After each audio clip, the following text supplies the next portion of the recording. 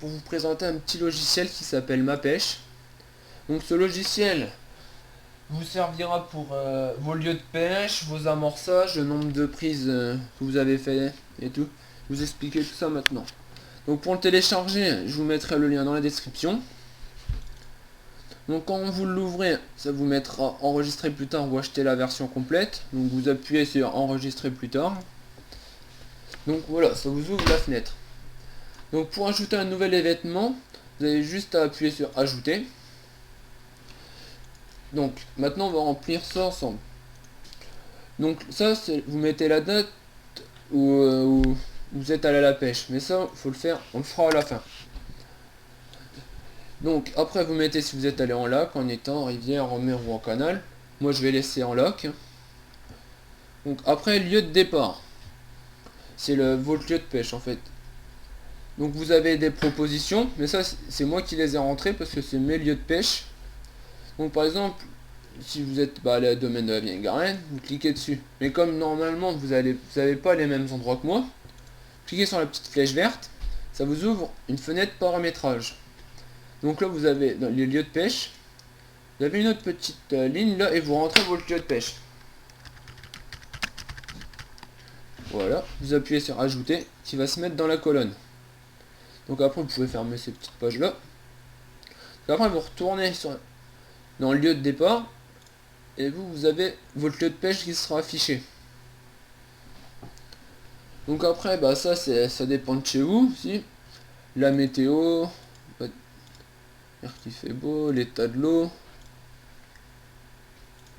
les horaires, quand vous êtes parti à la pêche, quand vous êtes revenu, température de l'air, température de l'eau, nombre de détachés, nombre de casses, lever, coucher de la lune, les phases, la direction du vent, les courants, le marée. Donc après vous pouvez mettre un petit commentaire. Si par exemple vous avez fait telle erreur pour la corriger plus tard. Votre type d'amorçage. Voilà. Une fois que vous avez rempli tout ça, vous faites enregistrer la sortie. Mais avant de faire ça, pour mettre la date, que j'allais oublier. Que si vous mettez la date au début, elle va s'effacer. Donc vaut mieux la mettre à la fin. Après enregistrer la sortie. Donc après vous pouvez ajouter une photo. Donc vous appuyez sur ajouter. Ça va ouvrir la page de l'album pour la sortie du 9/12/09. Là je me suis trompé. Donc après vous faites sur ajouter. Donc après vous sélectionnez une photo. Moi je vais en prendre une au hasard. Donc c'est tout. Après par exemple, moi celle-là elle faisait 5,5 kg. Donc je vais mettre carte commune de 5,5 kg. Après ça, vous mettez les commentaires que vous voulez. Donc une fois ça fini, ça va être fermé. Après, une fois que ça c'est fait, vous appuyez sur ajouter. Qui va vous rouvrir un autre questionnaire mais plus précis sur la pêche là. Donc vous mettez le type de poisson que vous pêchez. Donc moi c'est la carpe. Mais après, si c'est un autre poisson, vous faites comme précédemment sur la petite flèche verte. Puis vous mettez le poisson là, pêché. Ajouter. Fermer.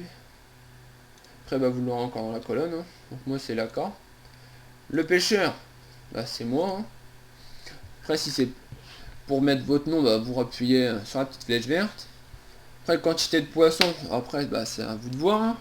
D'ailleurs j'en ai fait 5. Poids moyen, c'est la moyenne en fait de la quantité de poisson que vous avez pris. Après, lieu de pêche, vous remettez comme précédemment. Si moi c'est domaine de la Vieille Garenne, vous ça sera autre chose.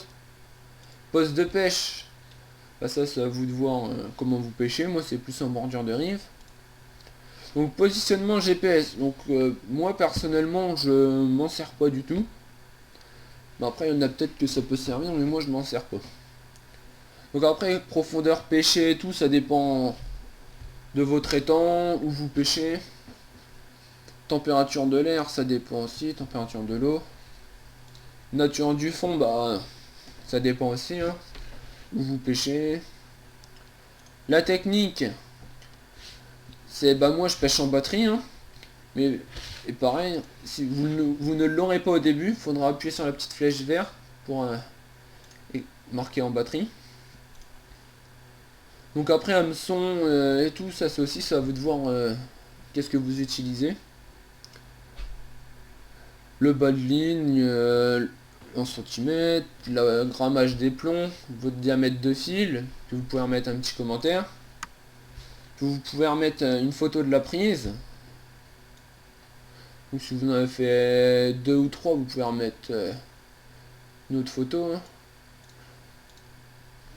Celle-là. On valide. Après vous pouvez l'envoyer par mail à quelqu'un. Si vous voulez l'envoyer à un copain. Vous pouvez l'imprimer. Et puis après, si vous avez fini de remplir ça, vous appuyez sur la petite croix verte. Moi, votre lieu de pêche sera enregistré. Ici. Donc maintenant, vous réduisez votre logiciel et vous créez un nouveau dossier sur votre bureau qui se nommera sauvegarde. Oups. Oups, ça peut... Vous le nommerez sauvegarde ma pêche. Donc quand vous appuierez sur sauvegarde, il va vous demander pour redémarrer l'outil de sauvegarde de restauration, ma pêche va être fermée. Voulez-vous continuer? Vous faites oui. Et là, ça va vous le fermer, mais ça va vous rouvrir une petite page sauvegarde. Vous appuyez sur sauvegarde. Et là, après, vous allez dans bureau. Et vous cherchez le nouveau dossier que vous venez de créer. Ok. Voilà, la sauvegarde est terminée. Après, quand vous allez dans votre nouveau dossier, voilà votre sauvegarde est dedans. Et quand vous relancez ma pêche, voilà, votre sauvegarde y est. Bah voilà. Donc si vous voulez, on a un blog de pêche hein, pour ceux qui ont Skyblog. Donc je mettrai le lien dans la description. Aussi merci aux 28 abonnés qui nous suivent. Hein. Ceux qui ne nous suivent pas encore, je serais ravi que vous vous abonniez. Et merci aussi à ceux qui nous suivent sur Facebook. Si vous ne nous suivez pas encore, je vous invite à nous suivre, ça coûte rien. Bon bah voilà, j'espère que cette vidéo vous aura plu. Hein.